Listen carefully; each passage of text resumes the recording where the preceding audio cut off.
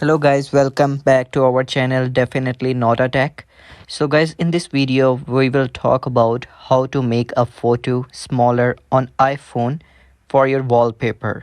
So what you have to do guys, first of all you have to open your picture. For example, I want to set that picture on my wallpaper. All I have to do, I have to click on that option, then I will click on use as a wallpaper. So you can see that that picture cannot appears completely here. So I just have to simply crop that picture so that appears perfectly on my wallpaper. So first of all I have to click on edit from here, then I have to crop the extra background of that picture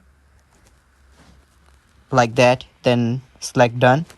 Now I will click on use as a wallpaper again. That's a little bit difference here. So now I just have to set that wallpaper by using my finger on middle of that screen. You can see that. Now you can set that and add a wallpaper here and set a wallpaper pair, and here you go.